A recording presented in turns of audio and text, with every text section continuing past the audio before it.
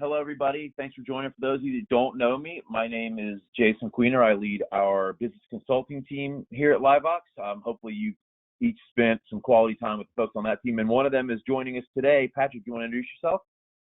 Yeah, sure. This is Patrick Wood. I joined LiveVox about 8 months ago, and as Jason was saying, I'm a solution consultant in his team. Prior to that, for the past 10 or 12 years, I've been in sales engineering or product in some capacity, and then prior to that, I was writing software for telephone switches at Nortel before they vanished from the face of the earth.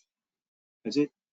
Thanks, Patrick. Now, we're excited to have Patrick with us. You know, Patrick brings a depth of knowledge on the topic we're covering today to our company that we didn't have before. So we're really excited to have him share what he's learned and best practices in the industry. So with that, let's go ahead and hop into it, and then we'll, I think in the spirit of time, we'll do our best to get through this. We'll get your questions, and hopefully we'll get you out of here a little bit early today. So this slide is one of my favorite comments. You know, the best customer call is one that's never made, and to put that a different way, AI virtual agents never call in sick. They're the best agent you can have. So we're going to talk to you a little bit today about what those look and feel like. So let's hop to the next slide and talk about, you know, the replacement and what it's traditionally been in the contact center. You know, everybody's got an IVR, right? It's been critical to every contact center success, and they're not going to go away. You know, they're kind of here for the long haul, but they're evolving, and they're evolving because of a few reasons. One, they're very, very rigid, right? So press 7, then press 9, then press 4, then press 2. If you've ever had the unfortunate blessing of getting to call the IRS, you'll understand how many key presses it takes to get yourself put on hold for 20 minutes. Very confusing, very cumbersome. If you have to go back and start over, it's very frustrating. And it hinders data capture, right? There's no real clean, concise way to understand what your customer's journey is in that IVR, and then presenting that information to your agents. And lastly, they're very expensive, and they're very complex to maintain. You know, changes are difficult. Changes cause chain reaction of events to happen. And then lastly, you know, one of the folks on our team thinks, hey, you know, think fax machines, think phone booths. There's the AI virtual agents are an evolving way of doing things better. So Patrick, let's hop to the next slide here, and you can kind of talk about a little bit, start down the journey of why. Okay. So there are really a myriad of reasons, and I'm not going to go through that entire bullet list there.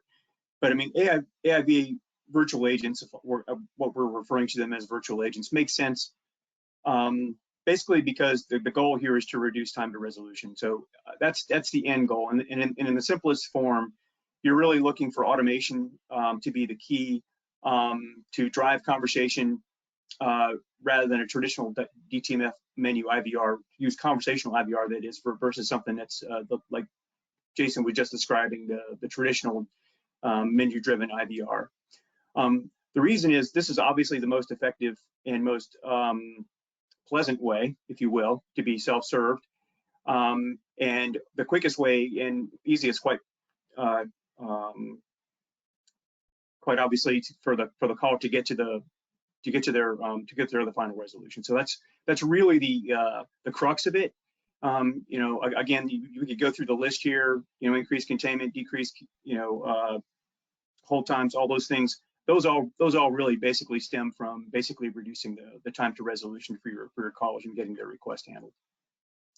You know, Patrick, one of the things that's not on this slide that I think that everybody can relate to is this is now second nature to us as a consumer too, right? I think in its first iterations, I think we thought, or the industry kind of thought, well, we have to trick the customer into thinking it's a person. That's not that. I mean, we use Siri, we're using Alexa. It's common nature for us. So it's very interesting how rapidly customers have adopted to this behavior. Yeah, we're going to talk about that a little later. Great. So if you look at you know, what's out there, there's an awful lot of data out there. Basically, some of it is anecdotal, most of it is based on some solid research, but the trending basically suggests, in this space anyway, that strongly suggests that consumers basically want to self-serve. Now that may not always be the case in every single you know, time that they call in. Some use cases aren't going to lend themselves necessarily to being self-served, and we're not necessarily arguing that you should even attempt to try and self-serve those use cases, but generally speaking, clients want to be self-serve, and why do they want? For the same reason as before. They want time to resolution. They want it now. They don't want to wait. So the other side of that spectrum is, the organizations are definitely starting to pay attention here, and they're actively pursuing self-service solutions that align with their client base and the end use cases that they know are going to help drive that. There's one compounding factor that we stuck in the middle there, and that is it's becoming obviously far more difficult to be able to keep and hire good quality qualified agents. And this is really becoming a problem, and driving, if you will, adoption toward the self-service routes, whether it be virtual agent or not, to be able to handle some of these requests and relieve some of that pressure. Next slide. So Patrick, we started this with making it a pretty easy sell, right? Hey, everybody wants it. Your customers want it. It's great for you. But so I guess the $1 million question is, why isn't everybody doing it? And one of the most common things we hear is folks think it's very, very expensive. And that was the case. It's not the case now. And Patrick's going to go through some really impressive data models to show you why that's not the case. Then folks, some of the other feedback goes, well, it's difficult to integrate into our technology. And we don't understand the product, and we don't have subject matter experts. And it's hard to implement, and it's a long implementation. These are all things we hear from our customers. And I'm really excited for Patrick today to really step you through why these are no longer obstacles to entry. So, I mean, again, this technology has evolved so rapidly and so profoundly that what Patrick's going to show you should have everybody kind of really excited about making it part of their tool set. So on the next slide here, let's Patrick, why don't we just jump straight in to the cost savings that you've modeled and you've observed with our customers? Sure. So the basic premise of the next group of slides is really simple. And analyze the data you have available to you to isolate where it makes the most sense to concentrate on automation of your call center traffic. I mean, to do this, there are a couple of things that you're going to want to look for, right? Obviously, first, why callers are calling in. Second, how frequently they're calling in. And then third, how long they typically take for an agent to handle the request. Once you have that core piece of that core data, then you can start to look at making a viable, defendable business case and develop something that you can start, introducing some real savings and ROI for yourselves. Analysis in this example here that we're showing is confined to basically drilling into call dispositions assigned by the human agents at the end of the call itself. There are other viable means for extracting caller intent. You can use speech analytics, as well as explicitly prompting the user for why they're calling. We're going to talk about that one a little bit more in just a few minutes. For the sake of simplicity of this particular example, we're just looking at only termination codes. And for all those that are on this call, that this should be something that is immediately available for you to start mining and start collecting that information to use. So based on the business case or the industry, the collections industry that we're really focusing on here, it's not surprising to see that the significant portion of the calls are related to payment, refuse to pay, processing, that kind of thing. What you might see as a bit of an outlier is wrong number. And without having taken time to actually look at your calls and analyze why people are calling, this is something that could have easily been overlooked. So again, the process that we're taking here isn't to take it just a broad, push your way all the way through coverage of all the possible use cases that could be out there with a project that's going to take 6 to 12 months in a ton of effort, right? The focus here is to basically concentrate where you're going to get the biggest bang for your buck, that low-hanging fruit. How do you find that low-hanging fruit is really what we're trying to identify here. Next slide. Patrick, real quick, I wanted to make a note here because that wrong number piece is going to be very, very important to just about everybody on this phone call. If you're using what LiveVox calls local caller ID, this is a must. I mean, you understand how many people call back and tell you this is the wrong number, or call back out of just sheer curiosity, right? Having your agents manage that process is overwhelmingly time consuming. And from the feedback we get from agents, it's very debilitating to them, right? To have to deal with that sort of call, because they want to be talking to customers, right? That's what you paid them to do. So this is a real big one. I'm glad you called that one out. Yep.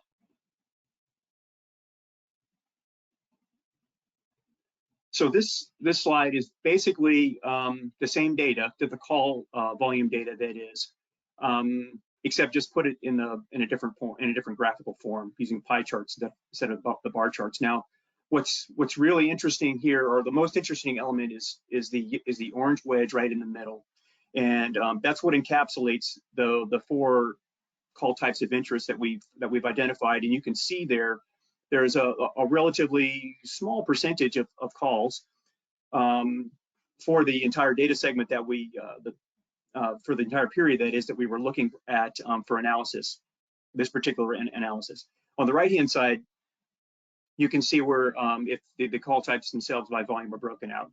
And you can see the interesting piece there is there are actually more calls, at least for this particular period of time, where people were calling in about wrong number than they were to actually make a payment. And to Jason's point, that's obviously something that's going to disrupt your agent flow and what their expectations are for handling these calls. I'm going to point out the pale blue there on the left-hand pie chart there. Really, what you're seeing here is there are some calls, obviously we've already talked about, that we know we're not necessarily, they're not going to lend themselves well to automation, or they're simply were not clearly coded. Well, they were just simply poorly coded and not in any way something that we could identify as falling into an area that was either good or bad for automation. So, and I'm pointing that out because obviously what we've done here thus far is just term code analysis, right? No speech analysis to understand what caller intent might be, or anything else like that. But as part of in any AI/VA project, we're going to talk about this a little bit later, but there'll be phases, right? In the initial phase, they have what is called as a listening period. And at that point, basically all you're doing is you're redirecting your traffic into the AI/VA flow so that we can prompt the caller to tell why they're calling, and then simply redirect them back. That's all we're trying to do. But without explicit information, again, we're going to help better identify, what calls that we know that we're going to want to focus our energy on for automation. Next slide. So this slide is interesting because it tries to quantify or put some sort of monetary estimate on, what the actual savings might be. Now, in this particular instance, I'm assuming a national average of a collections agent at $18 an hour. That's something I got from ZipRecruiter. Yours could be more, it could be less. But for this example, that's where we got that number from. So you're simply multiplying that $18 an hour by the total time it takes to process the calls times the number of calls. What's interesting on the left-hand side is you can see that even though it was a relatively small percentage, I think it was around 15% or so. If you look at what the actual cost, what the proportion of the cost is compared to the rest of the calls, it's a much more significant number, a much more compelling number.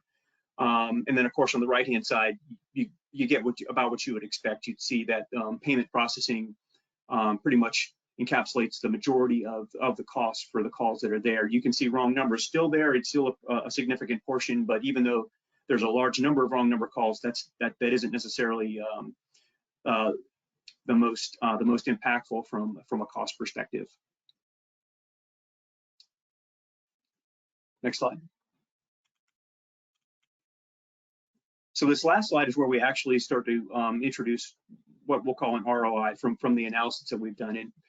And for this exercise, there are lots of different ways you can measure ROI. But really, all we're doing to keep things very simple and easy to follow, understand, or whatever, is just a comparison between what that virtual agent costs versus what a human agent would cost. Okay. So if you look at the bar chart there, what's in blue is the cost. So that's what your virtual agent cost would be. In red would be the savings based on what the cost of what a human agent would have cost, and then you can see that there's the ROI that's at the top of the bars accordingly. So across the bottom there, you see that depending on the containment rate that we're estimating or suggesting here that you might could expect, whether it be something between 5 and 25%, which are relatively conservative containment rates, you can see that at 5% you're basically at break even. So that just gives you a baseline for what your expectation should be from a cost perspective, assuming a relatively to non-existent containment rate. And as you go up, you see where the savings and the ROI increase. At 10%, you're already above 100% ROI. Out at 25%, things start to really increase in savings. Patrick, back to just wrong number as an example. Traditionally, one of two things happens, right? A person can say in an IVR, wrong number. If we've called the wrong number, press 5, and that's kind of it, right? I mean, so then the decision is, okay, do we just take them at their word, or do we route them to an agent? Now, with a virtual agent, that conversation goes, okay, sorry about that, but do you know Patrick Wood, or can you confirm this is not the number for Patrick Wood? So you can almost do some fact finding before you go, got it, sorry, we're going to remove that number. So that's why the ROI is so simple, because you can replicate agent probing with the virtual assistant. Good point. Yeah, so let's hop, Lindsay, we'll hop to the next slide here, and we'll circle back on one of the key points that Patrick made earlier. And again, everybody's feeling this. Everybody's struggling to hire. I was on with a customer yesterday that said they haven't had a new hire training class since October of 2021. That's not sustainable. So how do we get around that? Patrick's got some really cool modeling here to talk about how you can help with this challenge as well. Thanks. Yeah, so as Jason was saying, recognizing it's becoming increasingly more difficult to hire and keep the qualified agents, we're turning our attention to some cost savings analysis based on attrition. So in this example, the target agent population is 338, and that really is a derivative of the total number of hours that were calculated that it would take for agents to be able to process the minutes that were coming in into the call center. Okay, so in this particular example, that number is 338. So we know attrition rates are high.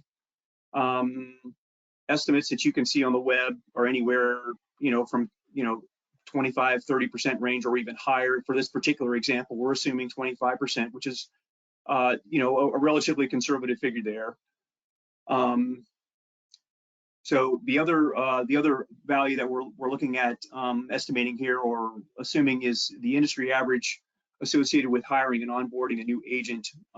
That's something typically between $5,000 and $7,500. For this analysis, we're assuming 5,000. So now, for this analysis, we're assuming an annual agent attrition rate of 25%, as I said. So we would expect us to need to replace about 84 agents in the year. So that's what's in the yellow blue there in the middle there. So looking at this by quarter, because that's the period of time that I did the analysis on for this particular exercise, you can see that around roughly 21 agents, what is shown there in gray on the right-hand side is basically what we were trying to isolate and identify for this particular analysis. So looking at go back which one if you don't mind.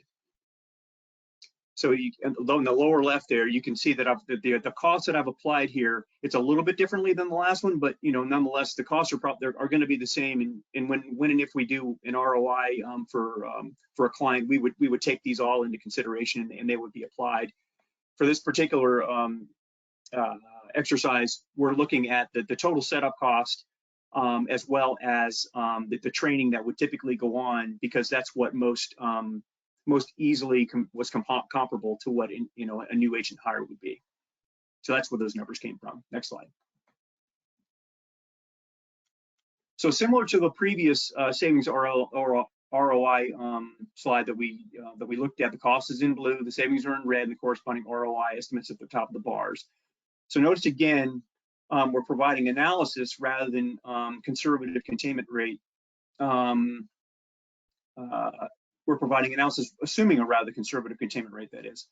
So what's interesting here on this particular slide, if you look at the 16.75% containment, that's called out, and I know that probably looks a little odd, but the reason that that's there is because that's what we estimated you would need for a containment rate in order to be able to replace the agents that you would typically be losing due to attrition for that period of time. So that's why that's there. But of course you can see that the savings is much greater than what would be represented. It's just that we're putting it in the context of what a containment rate might be. Next slide. No, I'm glad you called that out, because I was about to ask you that question. So thank you. So this one looks at it a little differently. It puts emphasis on the anticipated human agent need given, or well, the agents in general need, given the same containment rates that we had in the previous diagram, right? So for this diagram, orange represents human agents and gray represents virtual. And you can see at 5% containment of the target, for example, there's sufficient automation to handle traffic, typically to address about 6 agents, okay? So you would obviously, like, for example, if you're looking at how you would want to model this or manage your project, if you knew this was something you were going to build and you know you needed to manage your available agents while this was going on in a project, this is something that might help, just based on what you knew, the containment rates that you were seeing or expecting. And again, so if you look at the one all the way out to the right there, that's where you see that at 16.75%, all of the volume that would have been needed for human agents should be being addressed by virtual agents. Awesome, thank you, Patrick. That's so. Let's hop to the next slide here, and I'm gonna recap here real quickly the key takeaways, and I'm gonna start with number 5 for a second, because Patrick just went through a lot of data. But we're going to provide you a link that's going to let you go directly to request your own consultant for an ROI. So using your data, we're going to model it for you, and we're going to give you that ROI, and Patrick can walk you through that. I know there's a lot of data there, but when we can spend the time with you to look at what your inbound traffic looks like and tell you exactly what you can expect, I think it'll resonate much more profoundly with you and what the impact could be on your organization. So we'll get to that link. I'll touch it again at the end, but I want to just call it out now, just as a reminder here that resource is available to you. You just need to work through your account teams, and we'll hit you a simple link to get that done. So the other points here, the key takeaways: not everybody's inbound traffic is created equal, right? Some of you may get a ton of what we call negative value calls, wrong answers. Wrong numbers. Curiosity calls. So we encourage you to look at your information and then start with the traffic that you're not currently containing. So example, wrong number is an easy one, but there are other things, right? Promise to pay, maybe they're requesting a statement, maybe they're filing bankruptcy, and I think Patrick may hit on that in the demo here in a little bit. But the cost impact includes more than the call volume, right? I think we think about it as, okay, well, it's just the call volume, but you need to consider your average handle times, right? And even if that call fails out to an agent, you can qualify that call to an agent and let them know it's Patrick. Patrick was trying to make a payment. He's having trouble. So the agent's introduction is, hi, Mr. Wood, I see you're having trouble making a payment today. Let me help you with that. So all that stuff, that first 60, 90 seconds of a phone call, the qualifications goes away for your agent. So that's a big deal. Containment rates vary, right? And again, we'll model that. We can't promise you a containment rate, but based on our experience and knowledge, we're going to get you close. And then again, we're going to help you with that data-driven approach to start simple and build and evolve your modeling over time. So let's hop to the next slide here. Patrick, cool. you want to talk about how we hopefully make this super simple for everybody? Right. So with LiveVox, our model for introducing AIV starts with analysis. We talked about this already, but that's I mean, that's, to me, that's the key, right? Because then you know what end goal you have in mind, and how to get there. It's really important to do that. You're identifying the traffic best suited for containment and therefore most likely to realize benefit, and then implement the conversational flows strategically and incrementally in order to be able to start realizing the return on your investment as soon as possible. Start getting some bang for your buck. We won't be demonstrating this for you today, but our virtual agents appear and can be monitored in much the same way human agents can. Maintaining that single pane of glass, that's important to us, to be able to make sure that we're not having you jump through a lot of hoops, to be able to manage your solutions, regardless of whether it's an IVR or a conversational IVR. When it comes to maintaining the solution, our conversational IVR engine it's basically built on a low-code, no-code platform that's tightly integrated with the LiveVox platform. That's another one that's, we're interested in being able to give you some flexibility. That's where the low-code comes in. But being able to provide something that our clients can manage themselves is critical to us. We recognize that you want to take some ownership here in a lot of cases, and you want to be able to manage this, and that's important. Because maintaining these and making sure your models are trained is going to be critical. And you can take an active part, and it's something that you don't have to have a PhD to be able to do. Finally, it's been a journey for LiveVox the past 12 months. We've encountered our fair share of roadblocks, but with the lessons learned, we feel like we're in a unique position to provide exceptional conversational IVR technology seamlessly on our platform. And that's the key. So, when you're ready for it, it's available to you. We typically try and manage a solution that fits. Okay, so like there are going to be times when channel choice is going to be there, or you're going to want to blend how you solve your solutions with a combination of digital and voice channels, or and it's going to be important to do that. This solution will fit seamlessly in there, and that's terribly critical and important for us to be able to provide that. Next slide.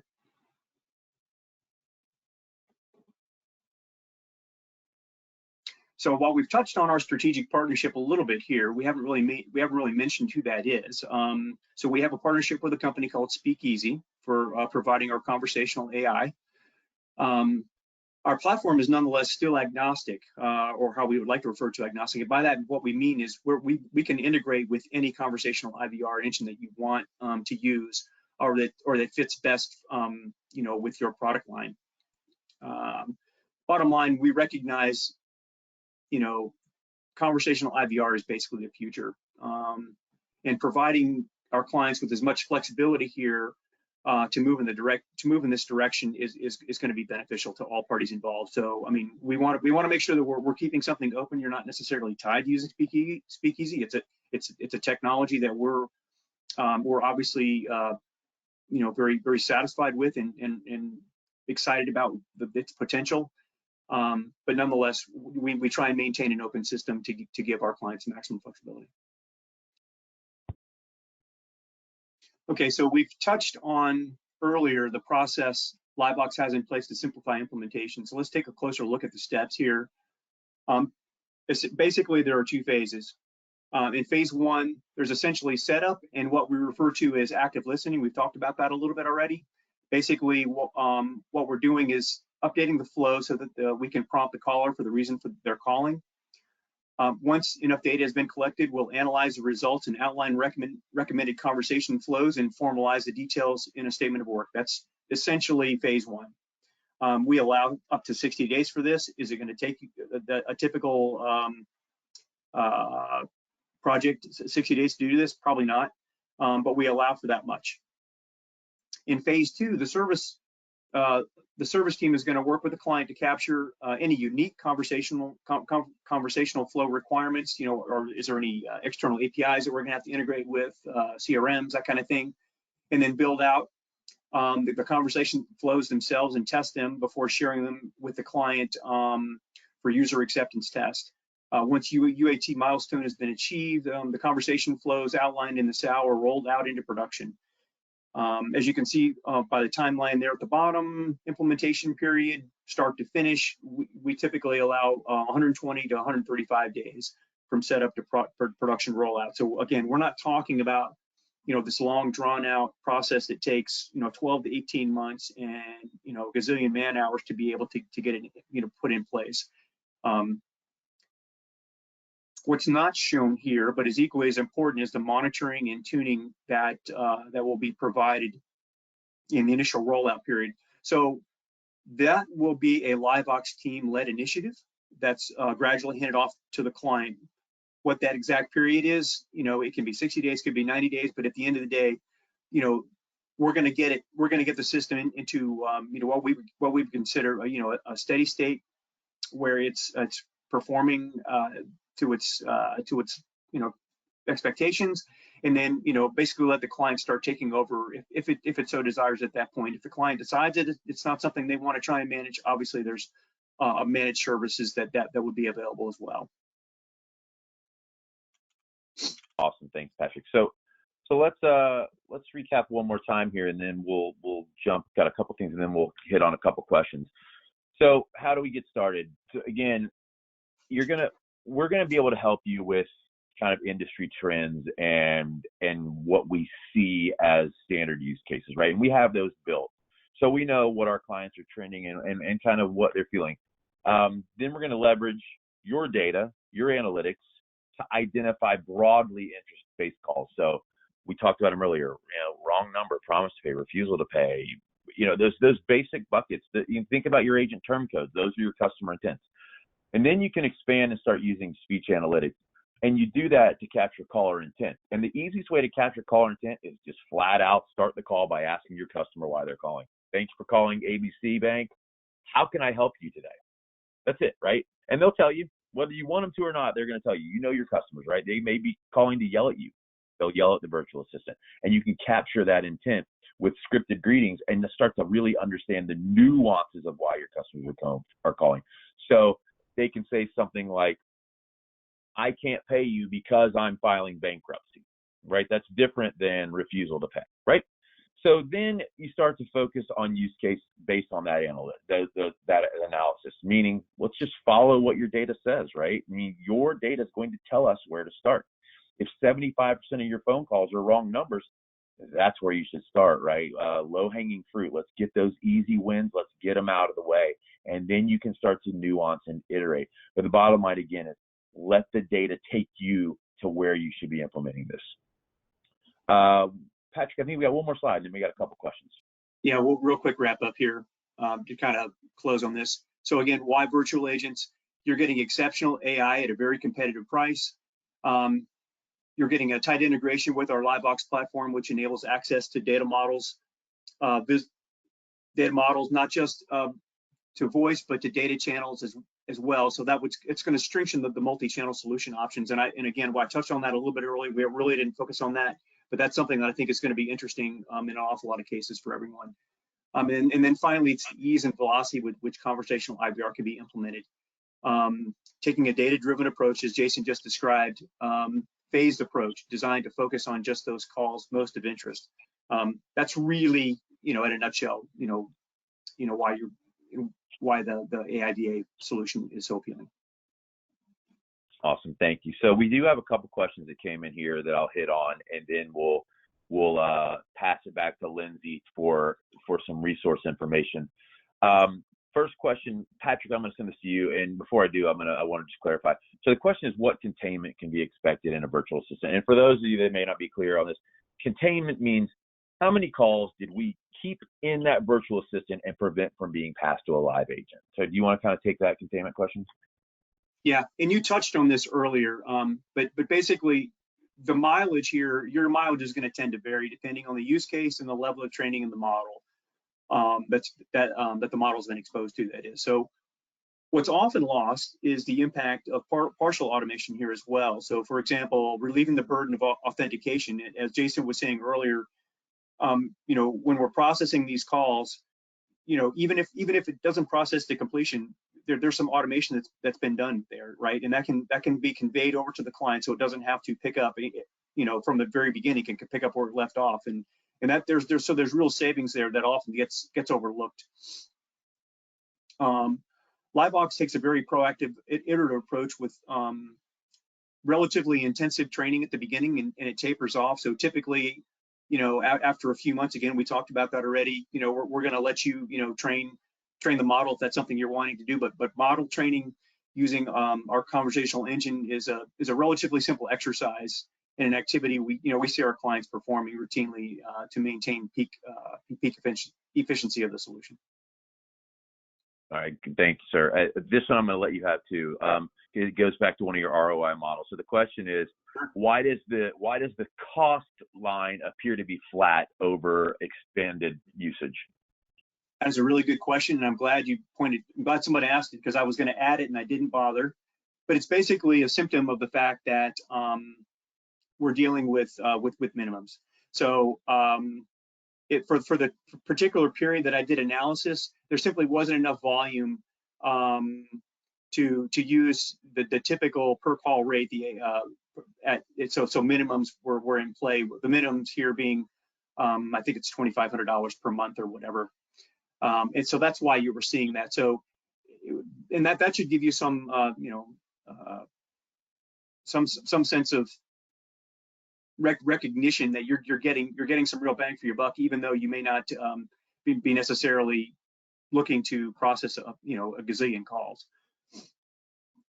Makes sense. No, that makes total sense.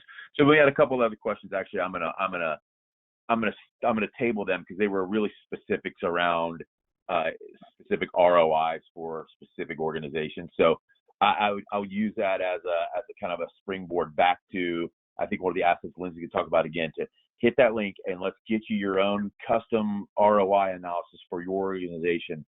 And I think it'll give you, and we can have conversations while we do that. So I'm going to table those.